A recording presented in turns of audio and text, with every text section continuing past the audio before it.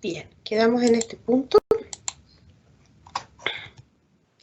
Vamos a otra habilidad, ¿no? Que tiene que ver con la confrontación, ¿ya? El terapeuta dice, describe específicamente una posible discrepancia entre dos de sus mensajes verbales, su comunicación verbal y no verbal, lo que dice y lo que hace, lo que dice el cliente y lo que afirman las otras personas, ¿ya? Y dice, conviene añadir al final de la formulación algún tipo de pregunta, dice, para facilitar que el cliente se centre en la discrepancia señalada y responda a la misma. ¿Mm? Probablemente tiene que ver, ¿no? con esto de señalar algo que puede ser intencionada o no intencionadamente, ¿no? Aparece con un mensaje contradictorio o incompatible. ¿Mm? Entonces, por ejemplo, cuando uno dice, no, lo que pasa es que yo cumplí con todas las indicaciones o hice lo que usted señaló o hice lo que nos habíamos comprometido y puede que uno tenga información respecto, ¿no? a que eso no sucedió, ¿ya? Entonces eso puede ser una situación complicada, ¿no? Porque de alguna manera es como dejar en evidencia a una situación que es difícil de manejar, ¿ya? Entonces una vez, bueno, ¿Mm? Eh, bueno, usted me señala que efectivamente pudo realizar todas aquellas cosas que habíamos acordado. ¿Mm? Eh, Sin embargo, ¿no? A mí me informó, no sé, tal persona o tuve acceso, ¿no? a una información, a una ficha, lo que sea, ¿ah? Donde señala que efectivamente eso que usted me dice no coincide con lo que observaron estas personas o lo que está registrado. ¿Ah? Entonces, no es una confrontación que tiene que ver con la agresividad o con de alguna manera ser un espacio como vulnerador, sino que mostrar, ¿no? esta información contradictoria. ¿Mm? Para dar la posibilidad o sea, la idea es que eso sea parte de una intervención terapéutica, no, no de una forma de enjuiciamiento, ¿no? ¿Ah? Y por lo tanto, ¿no? Es interesante que uno dice, bueno, añadir una pregunta, cuénteme un poco, ¿no? de esta información que no coincide tanto. ¿Mm? Que ahí, efectivamente, la persona tiene la posibilidad, ¿no? de poder explicar qué elementos no son concordantes o discordantes en esa información. ¿Ah? Por lo tanto, probablemente esta sea quizás una de las acciones que podrían complicar más a un terapeuta más bien novato, ¿no? Porque teme con este tipo de acción de alguna manera, atentar respecto al vínculo o tiene temor de que esto de alguna manera pueda entorpecer, ¿no? el proceso terapéutico propiamente tal. ¿Cuáles son las posibles reacciones de los consultantes ante una confrontación? ¿Eh? Una, bueno, la aceptación auténtica, es decir, que efectivamente es capaz de identificar que hay una información contradictoria ahí y lo acepta como que efectivamente sí, efectivamente es así o no me había dado cuenta de esa situación y es genuino, ¿no? Es auténtico. Pero también puede ser una aceptación aparente, donde la persona reconoce que existe esta discrepancia. Sí, efectivamente, lo que veo, sí, usted tiene razón, la verdad es que, no sé, y da una explicación poco creíble o muestra conformidad con lo que el terapeuta le plantea, pero como una forma muchas veces de quedar bien con el terapeuta o esto de tener de alguna manera, una actitud como de obediencia, ¿no?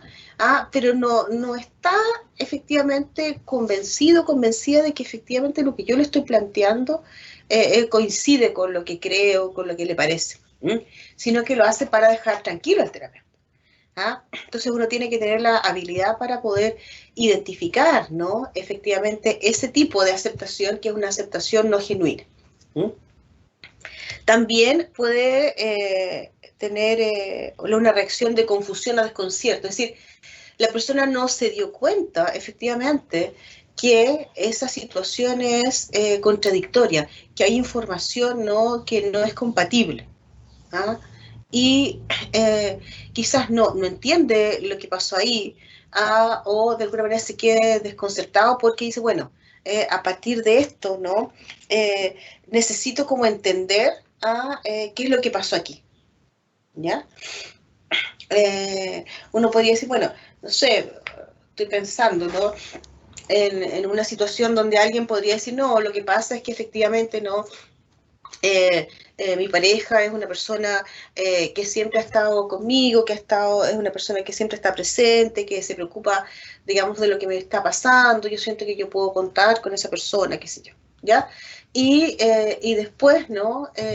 Me muestra que sí, pero resulta que la otra vez yo le estaba comentando que estaba en una situación muy complicada, no sé, en mi trabajo, que sentía que no podía hacer, y la verdad es que él o ella, ¿no?, me dijo que no estaba, o sea, me mostró, no sé, que estaba escuchando o mirando el celular, y la verdad es que me dijo que la verdad es que estaba, tenía otras cosas más importantes que hacer en ese momento, y yo finalmente no pude continuar esa conversación, o sea, con esa persona. Entonces, esa información es contradictoria con el discurso de que esta persona siempre está presente, que yo puedo contar siempre con esa persona, etcétera, etcétera, ¿no? Hay algo que no cuadra, ¿no?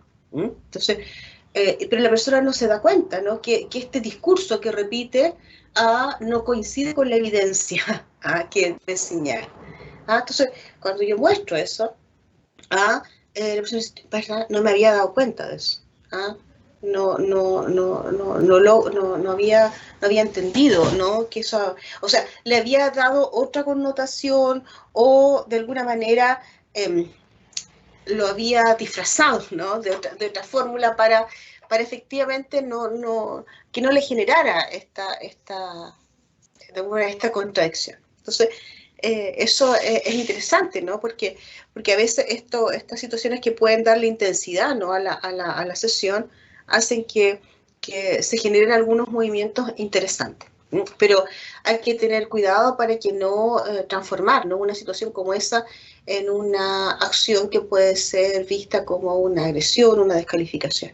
Por lo tanto, probablemente para poder realizar este tipo de acciones, ¿no?, uno debe tener un sólido, ¿no?, vínculo terapéutico. Es decir, hay momentos del proceso que es más pertinente hacer una acción u otra. También lo otro que puede ocurrir es que la persona niegue eso. Niegue y diga, no, la verdad es que eso no pasó. Y uno puede comprender esa negación de diferentes maneras, ¿no? Que efectivamente no quiere abordar ese tema, que puede ser muy doloroso abordar ese tema, que no está preparado en este minuto para poder profundizar en eso.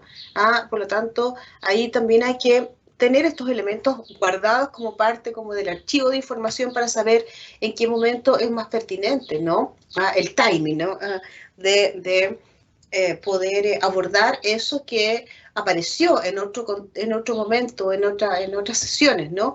Pero que ahora quizás uno lo puede traer a colación, porque quizás ahora sí están las condiciones de profundizar en ese tema. Consultas, comentarios respecto a esto.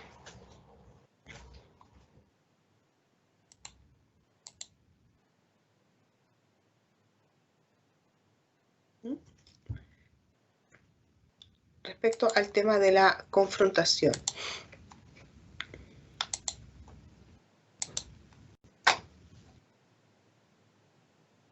¿No? Bien. Y ahora nos vamos a... Profe, ¿Sí? no me quedó muy clara la aceptación aparente. Ya. La aceptación aparente es cuando la persona dice que, sí, efectivamente, me doy cuenta de lo que usted dice, ¿ya? Pero la verdad es que la persona, uno percibe que no está convencida de eso que está diciendo y más bien lo dice para dejar tranquilo o tranquila al terapeuta, ¿no? Por distintas razones, ¿no? Porque no quiere generar problemas con su terapeuta, porque no se siente con la libertad para tener una opinión discrepante con su terapeuta. Entonces, es como decir que sí, pero la verdad es que quiero decir que no. A eso se refiere con una aceptación aparente. O sea, este acuerdo que uno tiene la sensación de que no es un acuerdo real, ¿no? Que efectivamente lo está diciendo más bien por obediencia, por sumisión, para evitar conflicto, e incluso es más, uno podría suponer, ¿no? Esto es una hipótesis, uno podría suponer que esa forma, ¿no?, de reacción podría ser parte de un estilo, ¿no?, de la persona que cuando se ve enfrentado a determinadas situaciones más bien tiende a mostrar aceptación para no generar dificultades si tiene una opinión discrepante. A eso se refiere. ¿Ahí queda más claro? Sí, profe, muchas gracias. Ok. Y nos vamos a las fases del proceso terapéutico, ¿ya? La verdad es que probablemente los distintos modelos, ¿no?, pueden tener denominaciones distintas y también algunas distinciones respecto a los énfasis o a las acciones, ¿no?, que se espera que se realicen en las distintas fases. Vamos a tratar de abordar esto de manera lo más amplia posible, ¿no?, pensando en la complejidad de no suscribirnos a un modelo específicamente. La primera fase creo que es relevante en el sentido de probablemente muchas de las cosas que conversamos en la primera parte de la mañana, ¿no?, se asocian con resolver esto, que es la indicación de psicoterapia, ¿ya? Dice, ¿el paciente es apto para participar de un proceso psicoterapéutico? ¿Ya? ¿Qué elementos debe uno resolver para efectivamente decidir, ¿no?, en conjunto si la psicoterapia es una alternativa viable o no? Primero, el paciente focaliza los problemas que presenta. A lo menos, ¿no?, tiene una inquietud, algún material que desea trabajar, ¿ya?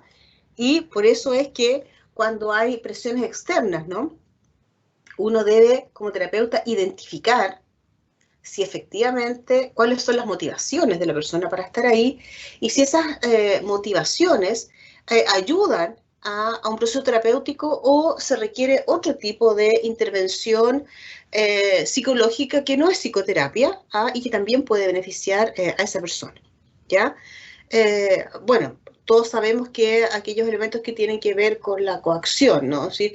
Alguien que dice, bueno, si no vas, bueno, uno en terapia de pareja puede ver eso más claramente, ¿no? Cuando alguien dice, bueno, las parejas van a terapia porque uno amenaza que si no vas a terapia yo me separo.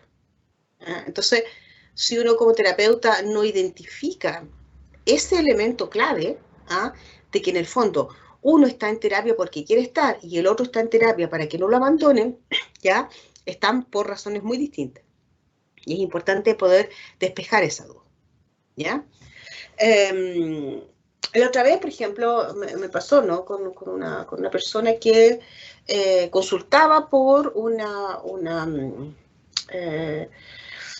necesidad de intervención terapéutica, pero en este primer encuentro finalmente no estaba claro si quería participar de un proceso individual o quería tratar de convencer a su pareja para que participara de una terapia de pareja, ¿ya?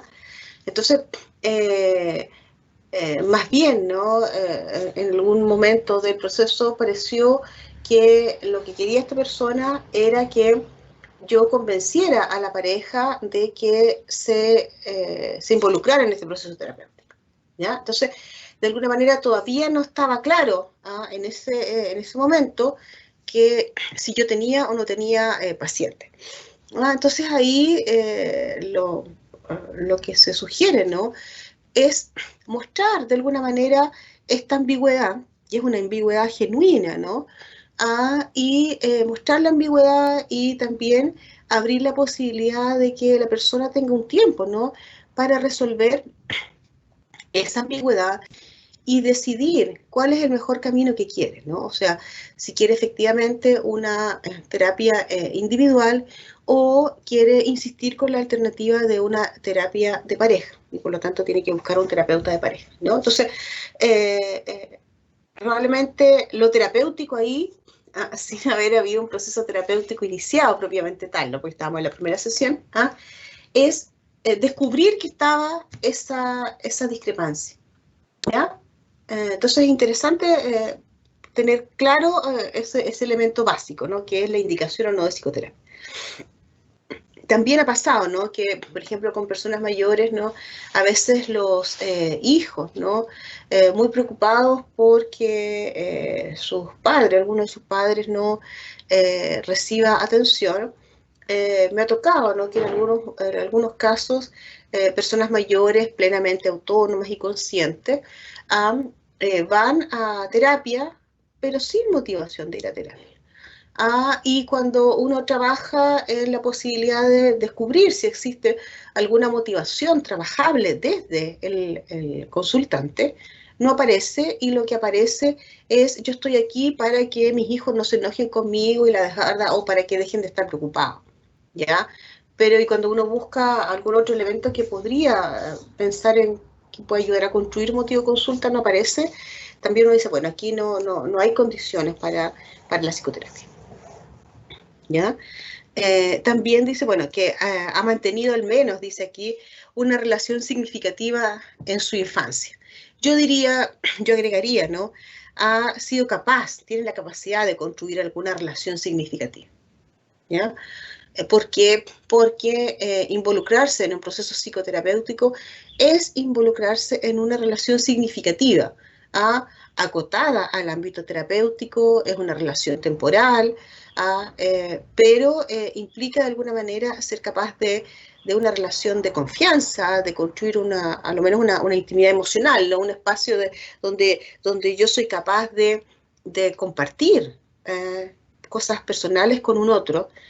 Y por lo tanto, si yo no tengo esa capacidad, no la he podido desarrollar a lo largo de la vida, probablemente sea muy difícil, ¿no? Que yo me pueda beneficiar de un proceso terapéutico. ¿Mm? También, dice, el paciente es capaz de experimentar y expresar apropiadamente tanto sentimientos positivos como negativos, aunque sea quizás no tan apropiadamente, pero a lo menos que uno diga, bueno, es algo que existe un piso mínimo donde esto sea viable, claro. Uno dice, sí, efectivamente hay una condición para psicoterapia.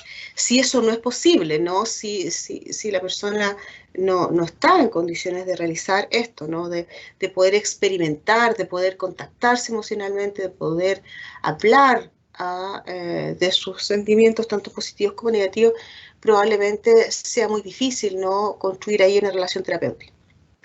También dice un nivel de abstracción y conceptualización que le permita comprender las intervenciones terapéuticas.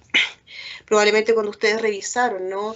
En sesiones pasadas, respecto a ciertas indicaciones de psicoterapia, bueno, también sabemos que hay ciertos modelos que son más adecuados, que la persona se beneficia más, por ejemplo, si tienen un pensamiento más concreto o más abstracto y también dependiendo del tipo de motivación, ¿ya? Pero si es alguien muy concreto, porque estoy pensando en una persona adulta, ¿no? Probablemente ahí la psicoterapia no sea el camino, sino que sea otro tipo de intervención psicológica, quizás más directiva, ¿no? que un proceso psicoterapéutico. Y por supuesto la motivación para el cambio. La motivación para el cambio, que es algo que uno debe evaluar, ¿no?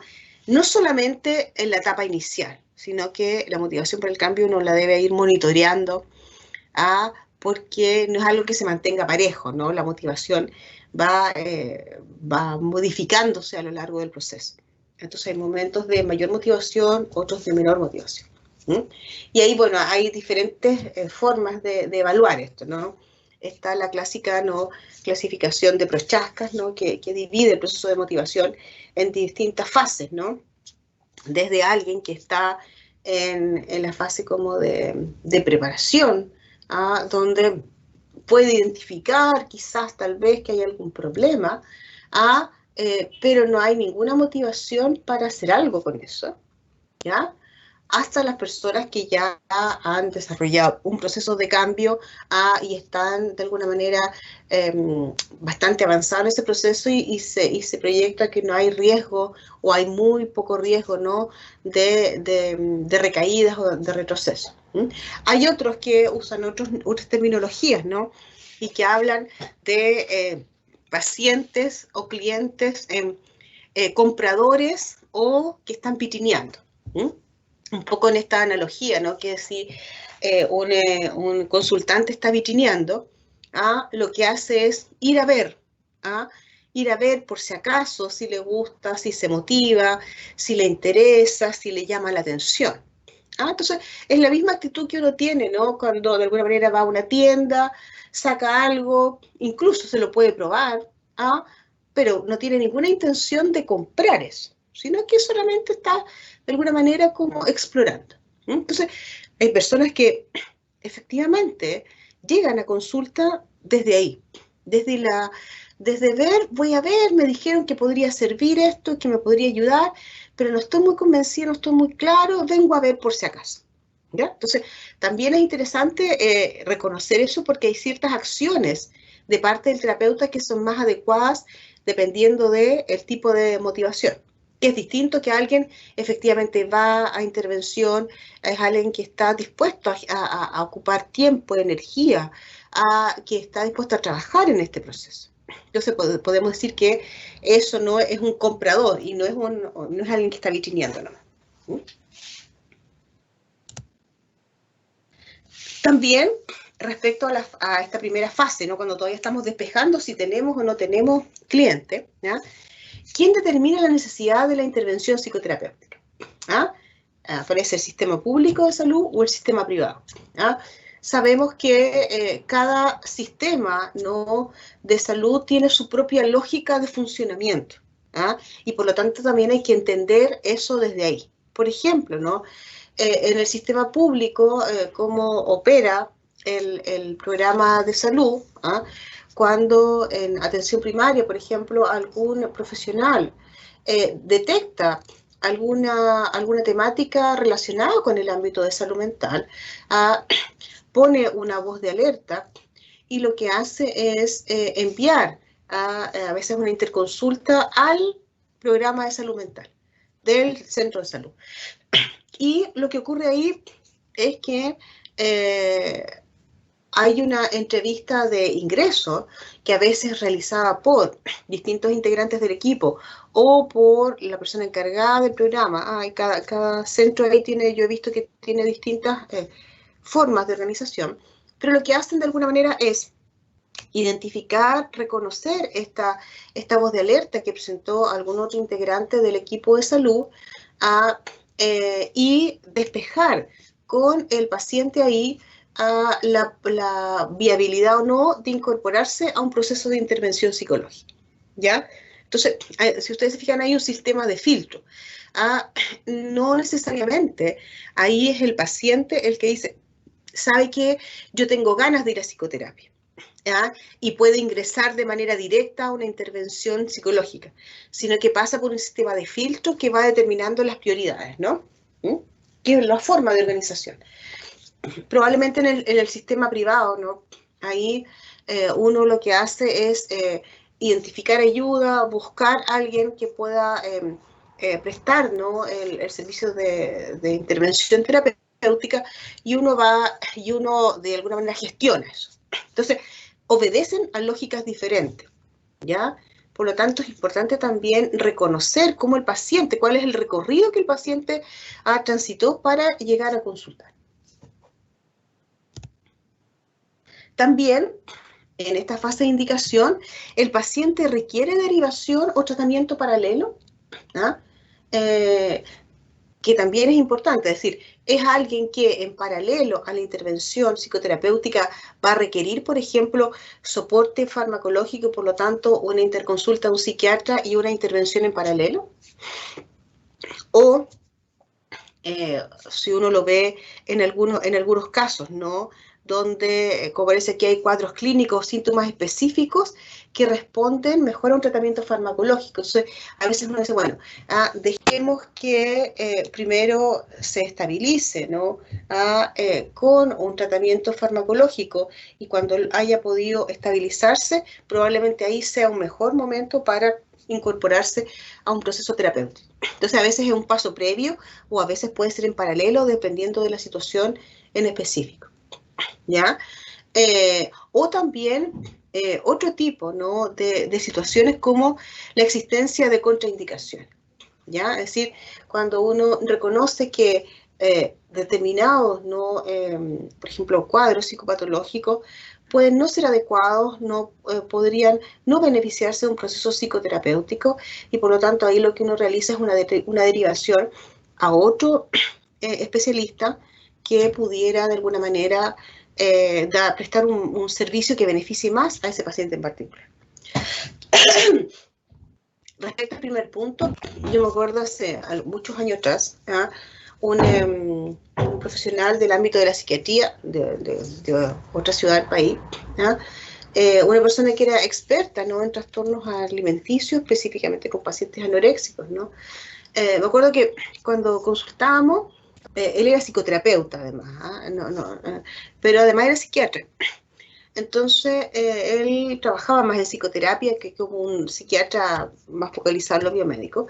Y era interesante porque él decía que cuando sus pacientes requerían soporte farmacológico, él los derivaba a un psiquiatra. Él lo definía así como un psiquiatra tradicional, es decir, que estaba focalizado solamente en el tema farmacológico. Y él solo se focalizaba en el tema psicoterapéutico. O sea, pudiendo hacer ambos elementos, él definía claramente cuál era su foco, que era lo psicoterapéutico, y no se involucraba en el tema farmacológico. Entonces, ahí es un ejemplo interesante, ¿no? de cómo en algunos casos es necesario funcionar en paralelo. También, en algunos casos, por ejemplo, en el ámbito de la psicoterapia de pareja, ¿ya? En algunos casos, la intervención de psicoterapia de pareja podría combinarse con intervención psicológica individual de uno o de ambos integrantes de la pareja. Obviamente, ese proceso no lo realiza el mismo terapeuta. O sea, si yo soy terapeuta de la pareja, no puedo ser terapeuta de ninguno de los dos de manera individual, ¿ya? Sino que se deriva, ¿no? A otros terapeutas individuales. Y yo solamente trabajo la temática de pareja, y las otras personas, los otros terapeutas, trabajan temáticas individuales. ¿Ok? Y no puedo hacer ambas cosas. Y, bueno, por supuesto que la aceptación, ¿no? del tratamiento, ¿no? O sea, que las personas estén disponibles, ¿no?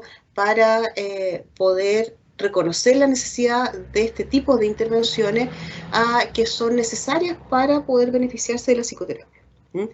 En algunos casos, ¿no? Uno le señala al paciente que si no recurre a un apoyo, por ejemplo, farmacológico con un especialista en el ámbito de la psiquiatría, uno no puede continuar la atención, porque uno sabe, ¿no? que si uno realiza eso, estás teniendo una actitud, digamos, poco responsable, considerando la complejidad del cuadro. ¿Dudas con esto?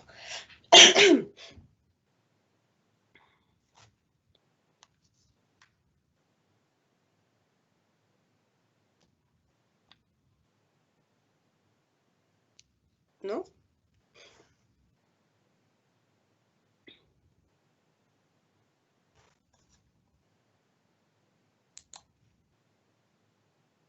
Parece que no. Perfecto. Me dicen, por favor, si se escucha correctamente para que no tengamos el problema de hace unos minutos. Sí, profe, se escucha bien. Perfecto. Si aparece cualquier dificultad, ustedes me interrumpen, ¿no? ¿Ya? También en la primera fase de la indicación, ¿no? qué tipo de intervenciones requiere el paciente, ¿ya? Y ahí, ya, respecto al encuadre, ¿no? ¿Cuál es la delimitación del tipo de intervención? Bueno, tenemos desde intervención individual hasta terapia grupal, ¿ya?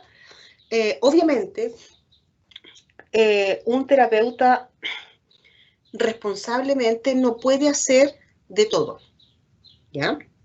O sea, para ser terapeuta, una terapeuta grupal, ¿no? Se requiere un tipo de habilidades y de entrenamiento que sea adecuado, porque no estamos hablando de una intervención grupal psicosocial, estamos hablando de una intervención de terapia de grupo.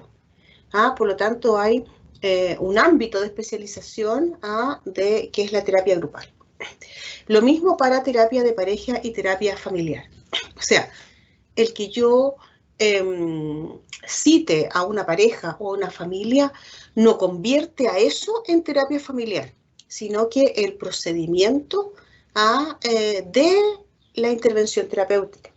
Y para eso también se requiere un entrenamiento especial. O sea, yo puedo ser un excelente terapeuta individual, pero no necesariamente tener entrenamiento para terapia de pareja, para terapia familiar y para terapia grupal, ¿ya? Uno va de alguna manera, ¿no? Buscando, ¿no? su foco, ¿ya? También, respecto al tema de cuál es el foco de la intervención, bueno, y aquí obviamente es imposible no hablar de modelos terapéuticos, ¿no? Porque hay modelos que se focalizan en el trabajo de las emociones, otros a nivel de la conducta, a nivel de la cognición o a nivel de la interrelación.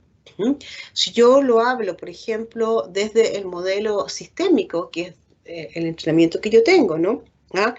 Probablemente si yo soy una terapeuta estratégica del modelo estratégico, mi foco va a estar en la interacción, va a estar en la interrelación a nivel conductual. No es un modelo, por lo menos el original, el inicial, ¿no? Que se focalice fuertemente en las emociones. Modelos más recientes, sí, pero el modelo estratégico original, ¿no? Se focaliza mucho más a nivel de la conducta. Por lo tanto, también es interesante, ¿no? que señalar que el foco no está dado solamente por el motivo de consulta, sino que está dado por el modelo terapéutico. Es decir, un mismo motivo de consulta puede ser abordado de distintos modelos teóricos y cada modelo teórico va a poner énfasis en las distinciones con las cuales trabaja. Es decir, como digo yo, el problema es el problema y lo que hace el modelo teórico es traducir ese problema a un lenguaje que puede entender ese modelo. O sea, si yo estoy trabajando, ¿no? desde un modelo conductual puro, todo lo que el paciente me diga, yo lo voy a traducir a conducta.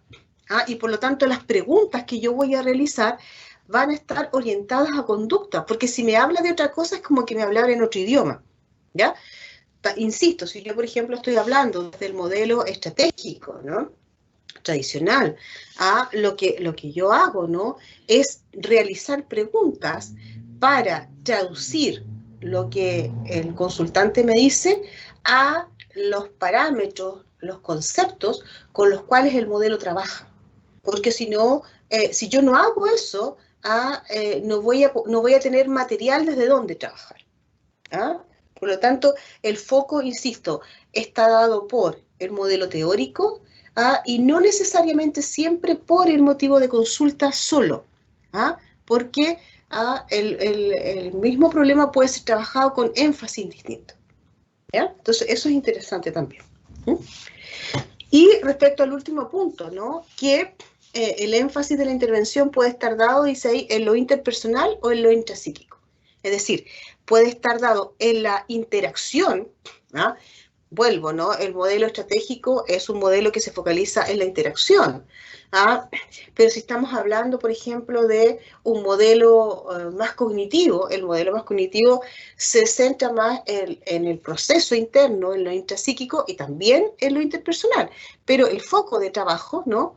¿Ah? Está en el procesamiento de, ¿ya? Entonces, es interesante, ¿no? Que también este último punto no está dado solo por el problema, porque puede que el problema que trae la persona sea interpersonal. No sé, yo vengo acá porque tengo dificultades en la interacción con mis compañeros de trabajo. ¿Ya? Entonces, la demanda que yo hago es interpersonal. ¿Ya? Pero también eso se entrelaza con que el modelo entiende el problema interpersonal, porque puede que yo traiga ese problema, pero si el terapeuta está focalizado en otro ámbito, las preguntas que va a hacer va a implicar que eso lo traduce al idioma desde el cual opera. ¿Ya? Entonces, es interesante un poco entender estas distinciones. Consultas hasta acá.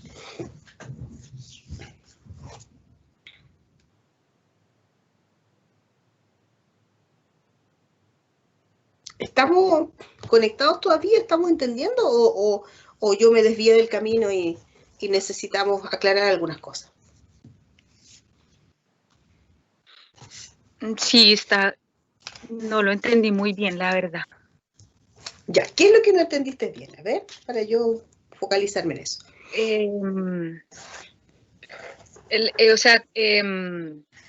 Lo de lo interpersonal y lo intrapsíquico, lo del énfasis. Ya, a ver, por una parte está el motivo de consulta, y por otra parte está el modelo de intervención psicoterapéutica, ¿verdad? Están esos dos caminos, que por supuesto en este proceso se entrelazan. Entonces, puede que la persona, su motivo de consulta, esté más focalizado en lo interpersonal o esté más focalizado en lo intrapsíquico. El ejemplo que yo les daba, ¿no? O sea, si yo voy a consultar, mi motivo de consulta es porque yo tengo problemas con mis compañeros de trabajo, mi foco ahí es interpersonal. O sea, el problema que yo describo se mueve en el ámbito interpersonal, que es distinto que cuando yo vengo acá porque, no sé, necesito, no sé, entender qué me pasa cuando yo enfrento determinadas situaciones con las cuales no logro, digamos, resolver. ¿Ya? Entonces, el énfasis que yo estoy poniendo ahí, ¿no? Es que el problema que yo determino está en lo relacional o en lo intrapsíquico. El paciente hace una lectura de que su problema está en un ámbito o en el otro. ¿Ya? Es así como lo lee, así como lo entiende. ¿Ok? Perfecto, no es que, profe, entendí. ¿sí? Pero también el terapeuta pone su propio énfasis. ¿Y por qué pone su propio énfasis? Porque el terapeuta traduce eso a un modelo teórico que organiza los elementos de una manera particular. Entonces, por ejemplo, si yo digo, mira, yo estoy aquí porque yo necesito entender lo que me pasa, porque tengo, no sé, tengo conflictos respecto hacia dónde quiero que vaya mi vida, ¿ya? Uno dice, bueno, lo que me está diciendo la persona es bastante focalizado en lo intrapsíquico. Pero si se encuentra con un terapeuta que su foco es interpersonal, va a buscar hacer preguntas para trasladar eso a lo interpersonal. Por eso hay ahí, ¿no?, una relación, un matrimonio entre estos dos elementos. ¿Ya? ¿Sí? Entonces, por eso es interesante, ¿no?, hacer estas distinciones, para efectivar. Si ustedes se fijan, todo esto que hemos visto hasta ahora en la fase de indicación, todavía ni siquiera iniciamos el proceso terapéutico. Estamos todavía evaluando si califica o no califica para el proceso terapéutico. ¿Qué? Y ahora recién ya despejamos todas esas dudas y efectivamente se resuelve que la persona se puede beneficiar de un proceso psicoterapéutico. Y por lo tanto, ahora sí, iniciamos el proceso, entre comillas, propiamente tal. Porque lo otro también, si uno se fija, ¿no? Ya ese mismo despeje, ¿no? Puede generar algunos movimientos, pero ahí no hay una intención de cambio propiamente tal como es el inicio de las fases de la psicoterapia, ¿ya? En la primera etapa, ¿cuál es nuestro objetivo? Evaluar, ¿ya? ¿Evaluar qué? Bueno, evaluar el motivo de consulta o la queja, evaluar el escenario, los distintos elementos, ¿no? Comprender cuáles son las variables que participan, ¿no? De esta problemática, ¿no? Si es que es una problemática. También el otro objetivo, por supuesto, ¿no? Es generar una alianza de trabajo, que ustedes, como ya saben, ¿no? Es lo que permite, ¿no? Es de alguna manera el terreno fértil en el cual se construye la posibilidad de cambio. ¿Ya? O sea, sin alianza terapéutica, sin este acuerdo, ¿no? Y de alguna manera, esta relación, ¿no? de colaboración, esta relación de confianza, es inviable lo que viene después. ¿Ya? ¿Sí? Y el contrato terapéutico que tiene que ver con, de alguna manera, formalizar cuáles son las reglas de funcionamiento de esta relación particular que llamamos psicoterapia. ¿Ya? Si nos vamos al primer punto, que es la fase de evaluación, bueno, aquí hay una seguidilla de preguntas que se usan o que pueden ser usadas en esta primera fase. Obviamente, antes de esta fase hay la mayoría de los modelos, ¿no? Consideran una fase social, ¿ya? Antes de empezar a hablar del problema, esa fase social tiene que ver con, es una etapa muy breve, ¿no? Que uno realiza al inicio de la primera sesión, ¿ya? Donde uno no habla del problema, no habla de lo que lleva a consultar, sino que se busca, ¿no? Empezar a construir esta relación de confianza y de alguna manera, ¿no? Empezar a tener un conocimiento muy amplio, muy general del consultante. Entonces uno hace cosas como decir, fue muy dificultoso llegar acá, no sé, cómo logró contactarme también. A veces es importante entender cuáles son las vías, ¿no? de ingreso por las cuales, sobre todo si uno está en una intervención particular, ¿no? Cuáles son las vías, ¿no? por las cuales la persona llega a conocerlo a uno, ¿no? y a uno y no a otra persona. También es interesante un poco eso. Y es una fase breve donde no hablamos del problema, también como poner un poco de pausa. Muchas veces, ¿no? Los consultantes están muy ávidos, ¿no? de contarnos rápidamente lo que está pasando, y uno necesita poner un poco de pausa al inicio. Muchas veces yo ocupo la frase de decir, bueno, sí, no se preocupe, sí, rápidamente nos vamos a hablar de lo que lo trae a consultar, pero primero me gustaría conocerlo conocerla, ¿no? en términos generales, ¿no? Un poco, no sé, a qué se dedica, un poco de términos como de ir de alguna manera empezando a dibujar, ¿no? a esta persona, al primer bosquejo, ¿no? con quién vive y a qué se dedica. Tampoco uno se profundiza mucho, sino que es una cosa muy breve, insisto, ¿ya? Y después ya nos centramos efectivamente a entrar en materia, que efectivamente lo que la gente quiere y a lo que viene, ¿ya? Y ahí uno puede preguntar, bueno, ¿qué pasa? Probablemente no es una pregunta que yo uso, quizás algunas personas sí, pero preguntas como, a ver, ¿me puede contar qué es lo que lo trae a consultar? Entonces, y ahí la gente empieza a contarte a veces historias largas y a veces historias más acotadas. A veces la gente dice, no, yo vengo aquí porque necesito que usted me ayude punto, va directo al grano.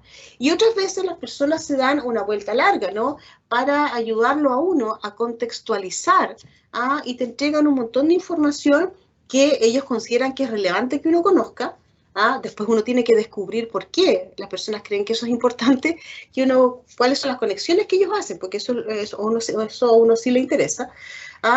Y ahí uno se va acercando a motivo de consulta, dicen la mayoría de los modelos. Desde lo sistémico se habla de queja, pero un poco el fondo es lo que lo trae a consultar, ¿ya?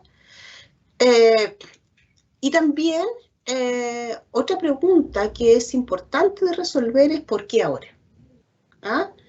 Y ahí, en el por qué ahora, si uno, por ejemplo, ha vivido mucho tiempo en una situación donde este problema ha estado presente o esta situación ha estado presente, eso significa que uno ha logrado un cierto nivel de, no sé si adaptación es la palabra, pero por lo menos uno ha logrado convivir con esa situación. Más o menos, ha logrado como, de alguna manera, generar ciertas estrategias para funcionar con esa situación presente. Y por lo tanto, cuando la gente en esa historia decide consultar es porque hay algo que quebró ese equilibrio, ¿ya? Hay algo que quebró ese equilibrio y que hace que haya como cambiado de nivel y hace que ahora sí quiera consultar. Pongo un ejemplo. Supongamos que yo tengo una situación muy conflictiva, ¿no? Con mi pareja. Tengo una relación muy conflictiva, donde o de repente nos pescamos, de repente no nos pescamos, de repente hablamos, de repente no, de repente hay momentos que son más vivibles, otros menos vivibles, pero que a lo largo del tiempo, de los años incluso, uno dice, sí, yo ya sé un poco lo que va a pasar y la verdad es que de alguna manera logro anticipar y puedo funcionar con eso. Pero resulta que lo que ocurrió ahora es que ahora mi pareja, aparte de esto, que es como ya parte del paisaje, lo que hizo fue que me señaló que ya no quería vivir más conmigo. ¿Ya? Entonces, hasta ese minuto, uno se había habituado, ¿no?, al paisaje, pero pasó algo que cambió el tono, y le puso una intensidad distinta, y eso es lo que ahora me trae a consultar. Entonces, el por qué ahora es el punto de quiebre, que de alguna manera hace que se genere esta crisis que logra que la persona consulte. ¿Ya? Entonces, es interesante eso porque incluso, claro, cuando es una situación reciente, un problema reciente que no está tan cronificado, es más fácil identificar por qué ahora. Pero cuando es un problema que lleva mucho tiempo, y uno dice, bueno, pero podría haber consultado 10 años atrás de esto, 1 año atrás, 5 años atrás. ¿Por qué no lo hizo en ese minuto y lo hace ahora? Entonces, eso es importante que uno logre identificar porque es el punto de quiebre. O sea, lo otro lo podía tolerar, esto no lo puedo tolerar. También, ¿qué es capaz de hacer para lograr el cambio? Que eso tiene que ver con, de alguna manera, la motivación. No es que uno haga esta pregunta literal, sino que uno tiene que responderse a estas preguntas, ¿ya? Para que quede claro un poco eso, ¿no? Entonces, uno tiene que identificar ahí el nivel de motivación. Entonces, uno puede encontrar personas que están dispuestas para consultar, para ir a sesiones, para hablar del tema, pero no están dispuestas para hacer algo en la práctica distinto de lo que han hecho ahora. ¿Ya? Entonces uno también debe identificar, ¿no?, esa disponibilidad. O sea, para cosas de acción, para cosas de realizar tareas, se necesita trabajar más porque no hay disponibilidad en este minuto. Por lo tanto, hay que construirla. A diferencia de otras personas que llegan dispuestos a efectivamente gastar todos sus recursos para poder enfrentar eso. Entonces están dispuestos a hacer cosas, a tener un rol mucho más activo. ¿Ya? Entonces también es importante poder precisar eso porque eso también va a marcar un poco la velocidad y los tiempos del proceso psicoterapéutico. ¿Ya? También, ¿qué debemos hacer para construir la relación terapéutica? O sea, uno dice, claro, construir una relación terapéutica, ya, pero ¿cómo se hace eso? ¿Y cómo se hace eso con esa persona en particular? ¿Ya? Hay personas que que de alguna manera valoran, ¿no? Cierto tipo de actitud, y por lo tanto hay personas que van a esperar que uno como terapeuta sea una persona quizás más cercana en términos de que sea capaz de mayores expresiones en términos quizás emocionales, o que sea una persona que tenga un rol más activo, o que sea una persona que sea un partner en el sentido de que sea alguien con quien reflexionar a la par respecto a una situación. Entonces, de alguna manera, uno debe reconocer cuál es la expectativa que tiene el consultante en relación al tipo de terapeuta que espera. ¿Ah? Y no es que uno siempre pueda ser el terapeuta que el paciente quiera, porque uno no tiene esa flexibilidad infinita, ¿ya? Pero también uno debe efectivamente ver qué características de mi forma de ser terapeuta, ¿no?, debo adecuar para fortalecer la alianza terapéutica, y cuáles son aquellas cosas de mi forma de ser terapeuta que pueden dificultar esta relación, y hasta qué punto yo las puedo modificar o no para construir este tipo de relación. Entonces, de alguna manera hay alianzas que se construyen más fácilmente que otras, ¿ya? Y eso no tiene que ver con el paciente solamente, sino que también tiene que ver conmigo como terapeuta. ¿Mm? Profe, ¿Sí? pero ¿cómo me doy cuenta de lo que espera el paciente del terapeuta? Buenísima pregunta. Bueno, porque uno va en este proceso indagando, ¿no? Respecto a ese punto. O sea, hay personas, por ejemplo, uno a veces, yo, lo que hago, ¿no? Yo pregunto, bueno, ¿y qué le gustaría a usted que pasara durante este proceso? Entonces, hay personas que dicen, sí, lo que me gustaría que usted me ayudara como a entender lo que está pasando.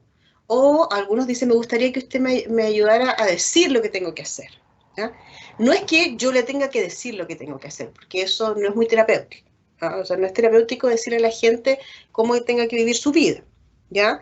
Pero sí, lo que me está entregando esa información es que espera de mí quizás un rol más directivo, que lo ayude a tomar decisiones.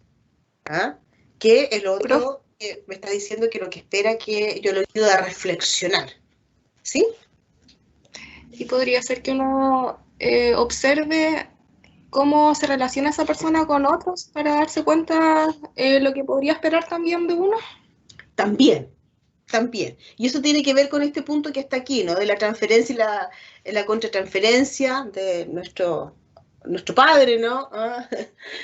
Que de alguna manera, independientemente de si uno no pertenece a ese modelo, es un descubrimiento respecto a la relación muy relevante para todos los modelos, ¿no? Las contratransferencias, la transferencia o las resonancias desde el modelo sistémico, ¿no?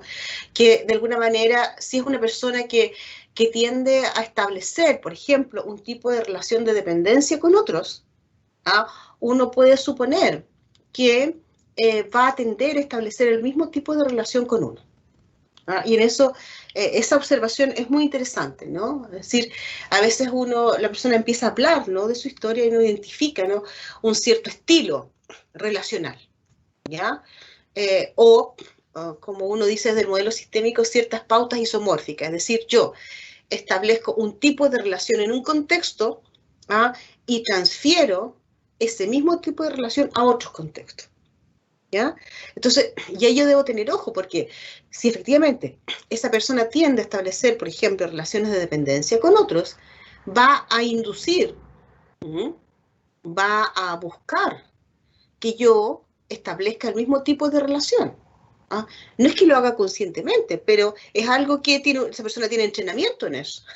Entonces, si yo establezco el mismo tipo de relación, probablemente no contribuya terapéuticamente, porque voy a mantener, ahora sí lo estoy hablando sistémicamente, voy a mantener la misma pauta de interacción. No voy a generar movimiento. Entonces, pero sí debo estar consciente de eso. Y también de la contratransferencia o, en mi lenguaje, la resonancia. Es decir, ¿qué es lo que me pasa a mí como terapeuta con este consultante? ¿Ya? porque nosotros somos esa caja de resonancia donde, de alguna manera, esa es una herramienta terapéutica muy potente, ¿ya? Porque probablemente esto que me pasa a mí, esta caja de resonancia, tiene que ver, en algunos aspectos, por supuesto, conmigo, con mi historia como persona, pero también con lo que elicita, con lo que genera el otro. Y probablemente eso que genera conmigo lo puede generar con otro tipo de relaciones. ¿Ah? Entonces, es importante estar atento. Ahora, no es que uno ocupe esa información como materia bruta, no como materia sin pulir, sino que uno escucha eso, evalúa eso, conceptualiza eso y traduce eso en una intervención terapéutica, ¿ya? Porque si uno lo saca así de alguna manera en material en bruto, probablemente no va a ser muy terapéutico, sino que lo que va a hacer, ¿no? Probablemente o defenderme o hacer algún tipo de intervención que no está al servicio del proceso terapéutico, ¿ya? Pero sí debo reconocer eso, ¿no? Hay pacientes, ¿no? O sea, todos los pacientes construyen un tipo de relación particular que es su forma, ¿no? De funcionamiento. Y yo, por lo tanto, debo estar consciente. Y yo también, como terapeuta y como persona, tiendo a establecer cierto tipo de relaciones. Por lo tanto, también tengo que estar consciente de eso. O sea, que tanto de mí está induciendo un cierto tipo de relación con mi paciente. ¿Ya? Por eso es que un buen terapeuta debe estar siempre alerta y trabajar sus aspectos personales para no estar en neutro, porque eso no es posible, sino que por lo menos saber cuáles son los puntos más fuertes y por dónde puedo yo empezar a tener dificultades en la construcción de la relación terapéutica. ¿Ya? Y finalmente, ¿no? ¿Cómo es la relación problema-contexto? Por supuesto, obviamente, esto va a depender el énfasis que le demos a este último punto del modelo teórico del cual estamos trabajando. ¿Ya? Es decir, un problema, hay modelos terapéuticos que focalizan el problema o la situación en variables individuales. Esa es la comprensión que tienen de los procesos, ¿ya? Hay otros modelos que se focalizan más en el ámbito más relacional. Por lo tanto, el énfasis al individuo y al contexto va a ser distinto, porque la comprensión es diferente, ¿ya? Entonces, cuando vemos la relación entre el problema y el contexto, eso también va a depender de las lecturas de los distintos modelos. Si lo vemos desde el modelo sistémico, que es en el cual yo tengo entrenamiento, ¿no? Bueno, para nosotros el problema no se focaliza en la persona, sino que se focaliza en la relación, en el contexto. Por lo tanto, el sistema para nosotros es el que debe ser intervenido y no la persona como el foco. Por lo tanto, para nosotros es un paciente índice y es más bien el portador, el emisario del sistema. A diferencia de otros modelos que tienen una lectura diferente y por lo tanto no, el foco es más en lo individual que en lo interaccional. Consultas con esto de la evaluación.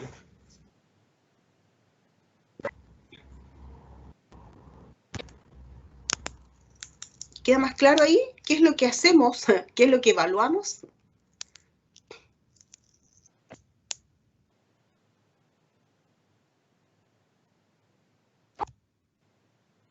Bien, vamos al otro punto, que es las fases iniciales, la alianza terapéutica o la alianza de trabajo, ¿no? Que también este es un ámbito que ustedes revisaron con la profesora Luzmenia, ¿no? Y que de alguna manera es el elemento, diría yo, clave para poder construir una relación de trabajo, ¿no? Para que sea viable un proceso terapéutico. Si yo no tengo alianza terapéutica, no tengo relación con otro. Y por lo tanto puedo tener un tipo de intervención que tenga que ver con la orientación, con la instrucción, con qué sé yo, pero no es una alianza terapéutica propiamente tal, ¿ya? Y dice que es una relación racional y relativamente no neurótica, bueno, de acuerdo a esta definición, ¿no?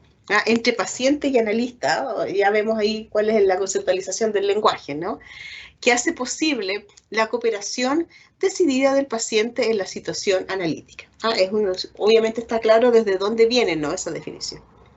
Para otros dice que es un requisito para que las intervenciones terapéuticas puedan actuar, que es una definición mucho más genérica. Ustedes han revisado ampliamente esto de la alianza terapéutica. Esta alianza terapéutica es una alianza que tenemos que definir como una alianza de trabajo. Por eso me gusta a mí esa frase, ¿no? Una alianza de trabajo. Porque el foco es el proceso terapéutico.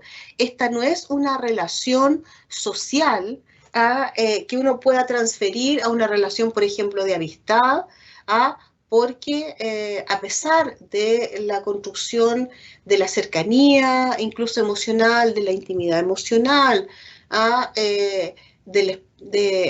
el foco, o sea, estamos ahí en esa relación por los roles que cumplimos. No estamos ahí por otra razón, ¿ya? Entonces, cuando se pierde un poco o se manipula esta relación para otros fines, ¿no? Probablemente perdemos, ¿no?, esto como una alianza de trabajo, ¿no? Entonces, por eso es importante entender que estamos ahí porque tenemos una relación entre distintos actores que cumplen, ¿no?, un rol, y uno de ellos está de alguna manera validado, ¿no?, como un prestador del servicio, que es el terapeuta. Y para ir terminando con esta fase inicial, esto que de alguna manera es este contrato terapéutico, dice que es un instrumento terapéutico y de control del proceso, ¿ya? Cuando uno realiza este contrato terapéutico, es cuando ha ido, ¿no?, construyendo esta primera fase de diagnóstico, y finalmente lo que permite definir, ¿no?, qué es lo que vamos a trabajar, por cuánto tiempo más o menos vamos a trabajar, bajo qué reglas de funcionamiento vamos a trabajar. Y le explicitamos, ¿ya? En el foco, ¿no? Bueno, uno realiza la hipótesis diagnóstica o devolución diagnóstica también, ¿no? Que de alguna manera después de esta fase de evaluación, entre comillas siempre, ¿no?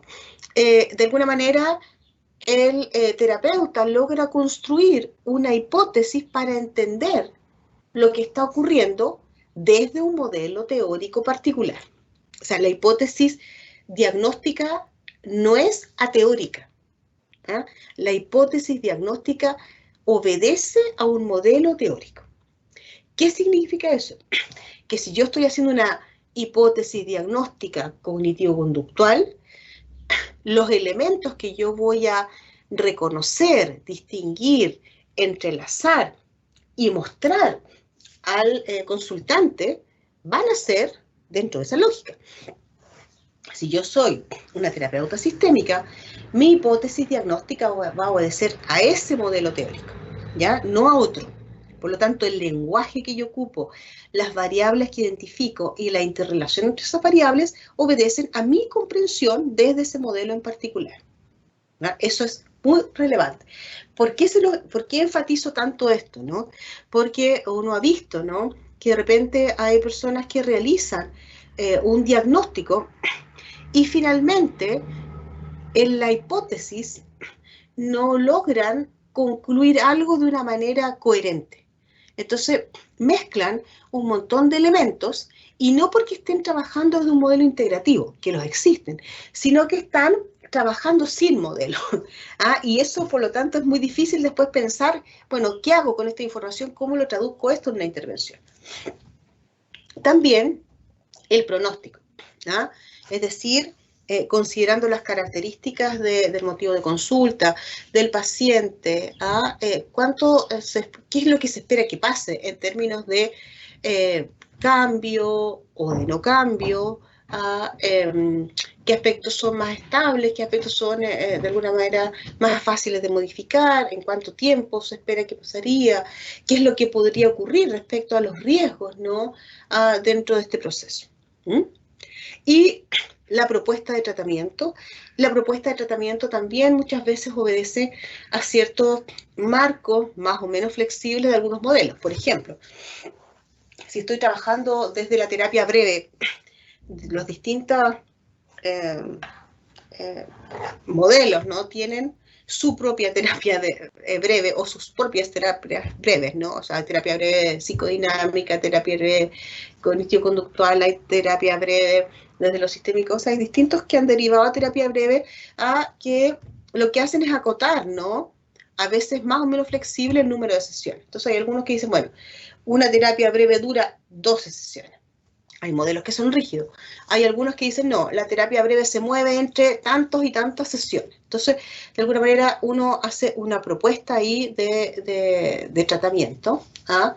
Que a la persona le permite de alguna manera saber si está disponible, ¿no? Aceptar estas condiciones o no.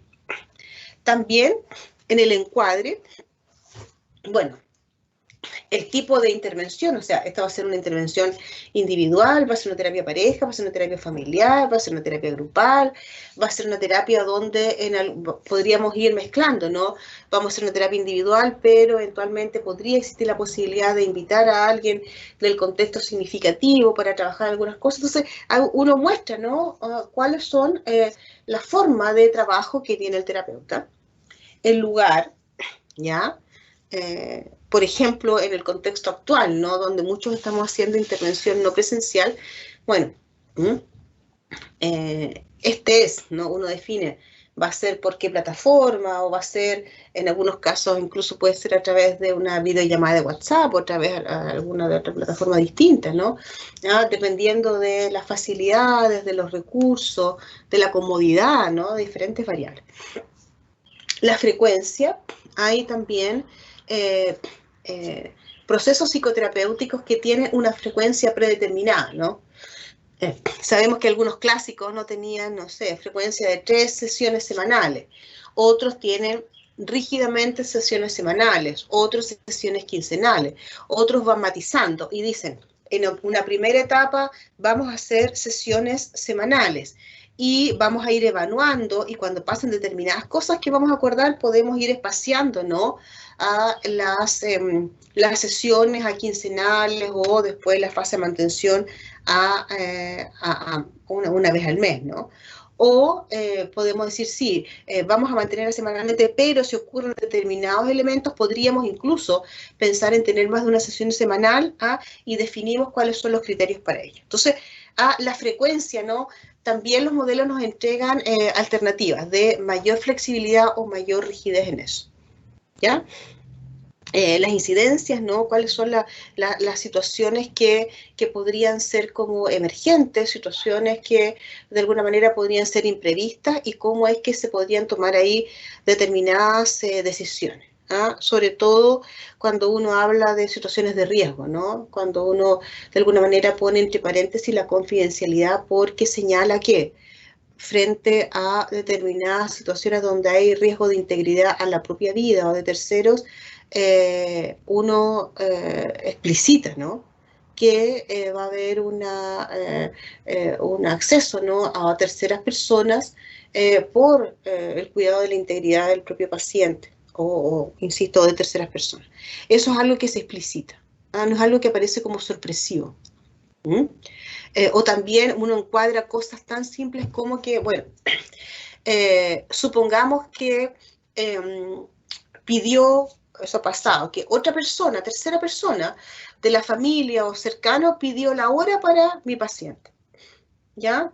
Pero esa persona solamente usó sus habilidades para conseguir la hora, pero no te va a tener ningún otro tipo de participación respecto al proceso propiamente tal. Entonces, bueno, uno dice, bueno, de aquí en adelante, entonces, ¿cómo resolvemos el tema de los acuerdos con la hora? ¿Cómo hacemos para confirmación de las horas? ¿La hago con el teléfono de la persona que hizo el contacto, o buscamos o tenemos una forma más directa de vincular? Uno busca privilegiar una relación más directa para evitar, ¿no? De alguna manera generar algún tipo de dependencia, ¿no? Que quite la maniobrabilidad terapéutica en esto. ¿ah? Por ejemplo, cosas tan concretas como el pago. ¿Ah? Hay personas que van a terapia, pero terceras personas pagan las sesiones. ¿Ah? En algún momento, ¿no? Me pasó a mí con un caso, ¿no? Que yo estaba atendiendo a un paciente, pero un familiar pagaba, ¿no? Por el proceso terapéutico, ¿ya? Y de alguna manera esa persona creía que por tener ese rol podía tener acceso a una información que era exclusivamente de conocimiento del terapeuta y del paciente. ¿Ya? Y por lo tanto ahí fue necesario, ¿no? Encuadrar ese elemento claro, o sea, esta información no se puede, yo no la puedo compartir con usted porque esta información es confidencial de tal persona. ¿Ya? Entonces, a veces se generan, ¿no? Ese tipo como de necesidades de aclarar algunos roles ahí. ¿Ah? O en algún momento, por ejemplo, alguien que me envió información con una buena intención, información que pensaba que era importante que yo supiera de la persona que yo estaba atendiendo, y me envió efectivamente información que era para la persona que me la entregaba era importante, pero no tenía que ver con el proceso terapéutico. Entonces ahí también, ¿no? Decir, bueno, esta información que usted me manda, ¿está en conocimiento, digamos, la persona de que usted me la envió? Y ahí, cuando me dice que no, decir, bueno, por lo tanto, esto es una información por la cual yo no puedo tener acceso, porque es una información, o sea, yo no puedo tener un secreto con mi paciente con información que usted me entrega sin su autorización. Entonces, se producen, ¿no? Ese tipo de situaciones que de repente uno no logra prevenir o no logra imaginar que pueden ocurrir, ¿no? Sobre todo ahora a partir, ¿no? de la entrega de información a partir de distintas vías, ¿no? Entonces, es importante poder ir clarificando esos elementos, ¿ah? Que tienen que ver con esto, los emergentes y también cuáles son, por supuesto, las normas de funcionamiento. ¿Ya? Y aquí hay normas de funcionamiento, no sé, hay gente que respecto al tema de las sesiones a las cuales las personas no van, no sé, y se encuadra y dice, bueno, cuando una sesión está, qué sé yo, confirmada, es una sesión que debe ser cancelada, que debe ser pagada, ¿no? Entonces, si la persona confirmó y después no llegó, se supone que debería pagarle igual. Entonces, hay reglas de funcionamiento que es importante explicitar. O sea, aquí la transparencia es imprescindible. Y finalmente, ¿no? Los objetivos del tratamiento.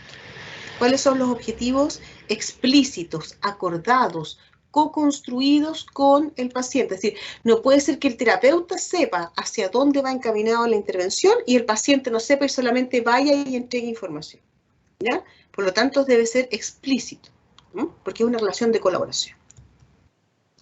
Bien, en honor a la hora, me parece prudente poder dejar nuestra sesión de hoy día hasta acá, ¿ya? Porque además ha sido muchísima información, ¿no? Solamente centrados, ¿no? en esta primera fase inicial. Ángela, ¿sí? Tienes la manito abierta, Ángela. Levantada.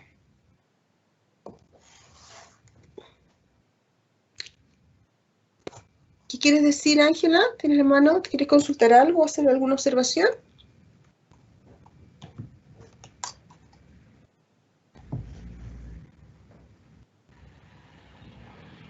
Parece que no.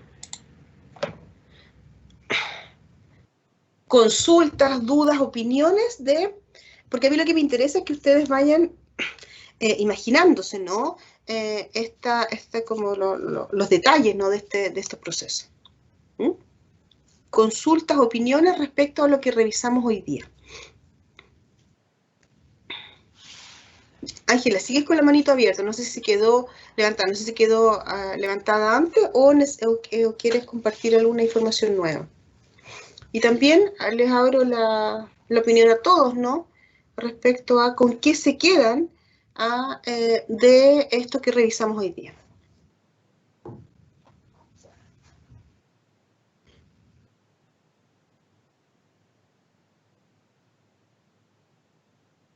¿Opiniones, comentarios?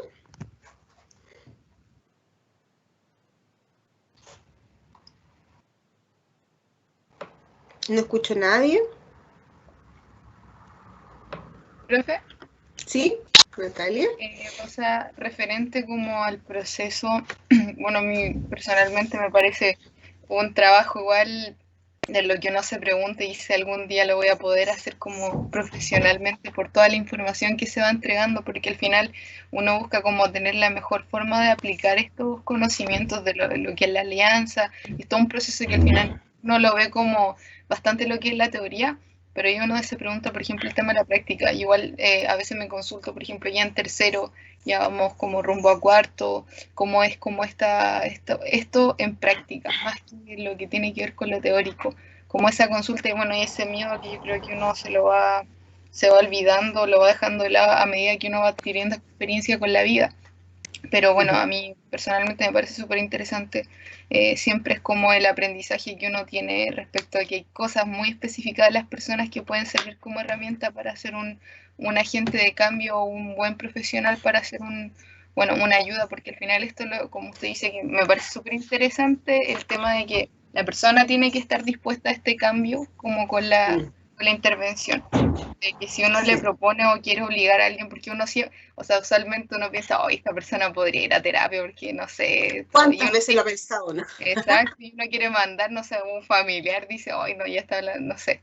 Pero entonces ahí me parece súper rescatable eso de que la persona tiene que querer ese cambio porque es muy difícil, como uno puede ver cosas, quizá la persona sí realmente lo necesita, pero si no se da cuenta, muy difícil hacer algo. Sí. Sí, mira, yo cuando te escuchaba, claro, a mí me aparecen, a mí me gusta harto el tema de las imágenes, así como, entonces es como uno dice, bueno, la gente tiene que aprender a nadar, pero cuando uno obliga a alguien a terapia es como tomar a alguien y se imagina tirarlo del trampolín para arriba, digamos, o sea, tirarlo y si pudo chapotear y salir de ahí, qué bien. Y si no, alguien tendrá que sacar a rescatarlo, ¿no? O sea, en el fondo, cuando aparece esta como presión, ¿no? Es así, puede ser muy violento, ¿no? Porque uno también, pensemos en cada uno de nosotros, uno necesita su momento para estar preparado para un proceso de psicoterapia. O sea, yo puedo decir a nivel personal que en algún minuto de mi vida dije, sí, yo necesito ir a terapia, pero todavía no estoy preparada, porque estar preparado significa estar preparado en todos los ámbitos, o sea, tener energía, no solamente recursos económicos, sino que tiempo, energía emocional para transitar ese camino. ¿No? Porque esto no ir a tomarse un café con una amiga y conversar relajadamente, es un proceso que implica, ¿no? Un involucramiento emocional. Entonces, uno no está preparado en cualquier minuto. Si alguien está en un momento un poco desestructurado, quizás necesita un poquitito de estabilidad primero, ¿no? Un piso básico para poder meterte en este camino, porque si no puede ser muy complicado. Me parece a mí que por eso yo insisto, para mí la psicoterapia es un proceso que puede ser una obra de arte. O sea, yo creo que uno aprende mucho de gente mirando a hacer psicoterapia. ¿eh? Yo he aprendido mirando, o sea, de gente a hacer psicoterapia, y uno aprende una forma, un estilo, que probablemente la clase o el libro no te lo da, no te lo da en ese nivel. También ayuda mucho afortunadamente muchos libros de psicoterapia tienen infinitas transcripciones de sesiones. Creo que ahí uno logra mirar en esas transcripciones, ¿no? Estos elementos que aparecen tan teóricos. En el fondo la duda es, ¿cómo se traduce esto a una acción? Bueno, ahí probablemente en las transcripciones de sesiones uno logra ver eso, ¿no? Y puede ser muy interesante. ¿Mm? Sí, gracias Natalia. ¿Qué más? Ahí veo una manito levantada, pero no sé de quién es. Okay. Yo lo que cuando me dio la palabra, quería hablarle, pero estaba bloqueado mi audio, o sea, para poder Yo no hablar. te bloqueé. No, me tocó volver a desconectarme y volverme a conectar. Sí, o sea, en todo caso, bueno, yo como que creo que este caminar en la psicoterapia es interesante, es intenso, y que es, como lo leí esta semana que lo escribió un psicólogo amigo mío, que era como que si uno hace bien su trabajo, son relaciones terapéuticas para siempre, porque la persona no solamente viene una sola vez a lo largo de su vida, cuando se hizo bien el trabajo, vuelve a uno a revisar cosas, vienen en otros momentos. Entonces él resaltaba la importancia de hacer bien el trabajo, que eso hace que los vínculos sean como siempre. Sí. Yo les voy a contar una anécdota, como lo está grabando lo puedo contar. Hace muchos años atrás, cuando yo vivía en otra ciudad y estaba, diría yo que iniciándome en esto, estaba recién partiendo, ¿no? Y estaba en un proceso de formación terapéutica. Trabajaba en un centro de salud primaria y atendía a alguien dentro de la cantidad de gente que uno atiende en un centro de atención primaria, digamos, y atendí, me acuerdo, a una persona. Y después, por supuesto, como funciona ahí, en proceso probablemente no tan largo, ¿no? Y después yo me cambié de trabajo, me cambié de ciudad, me vine a Talca, pasaron muchos años, por lo menos 10, y me acuerdo que una vez en un supermercado, una cajera me dice, ¿cómo está, señora Ingrid? Y yo, ¿de dónde? ¿Quién me conoce? Yo, y ahí me dice, lo que pasa es que usted me atendió en tal parte. Y yo, por supuesto, yo le había perdido absolutamente la pista, ¿no? Entonces es interesante, ¿no? Porque eso que había ocurrido, digo, 10 años atrás, claro, parece que había sido un buen proceso, ¿no? Porque me saludó amablemente, digamos. Pero uno dice, sí, de repente hay ciertas acciones que generan un impacto en la vida de los otros, que uno no logra controlar. Y eso es tanto para lo positivo como para lo negativo. Por lo tanto, yo creo que uno debe tener mucho cuidado en este tipo de trabajo, ¿ah? Porque así como puede contribuir positivamente, también puede contribuir de manera muy dramática, ¿no?, a generar problemas secundarios. Entonces creo que hay que tener mucho cuidado respecto a eso, ¿sí? Carolina.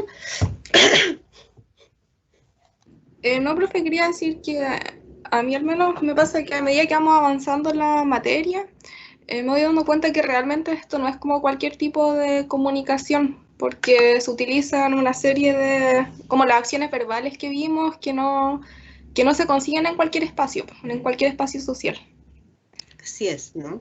Bueno, hay gente que dice, bueno, a ustedes le pagan por conversar. Entonces yo digo, sí, pero no por conversar de cualquier manera. ¿Sí? Efectivamente, entonces sí, conversar sí, pero no de cualquier manera. Y esa forma no es algo tan fácil, ¿no? Entonces, de repente hay que tener ojo con que cualquier persona se nombra como terapeuta, ¿no? O sea, si uno ve un diario, ve propaganda, cualquier persona se nombra terapeuta de cualquier cosa, ¿no?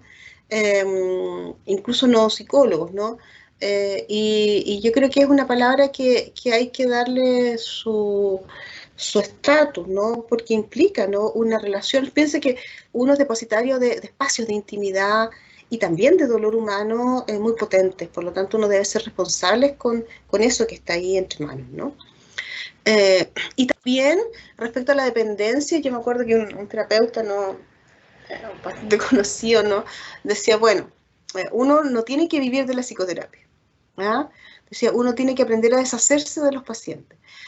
Y a mí me gustaba esa frase y me sigue gustando porque tiene que ver con que uno no debe, como terapeuta, depender de los pacientes. Cuando uno depende de los pacientes económicamente o por el ego profesional o personal, anda anda perdido, digamos, está en el lado oscuro de la fuerza. Porque uno construye, ¿no?, relaciones de dependencia complicadas. Y uno conoce, ¿no?, terapeutas que, no sé, más bueno, hace algunos años atrás, ¿no?, alguien me llegó y me dijo, bueno, yo llevo 2 o 3 años, no sé cuánto, con un terapeuta de pareja, y era una relación de pareja que la verdad es que no tenía mucho destino, ¿no? Y uno de ellos tenía claro que no tenía destino, pero el terapeuta definió que él estaba trabajando porque se tenía que mantener el matrimonio.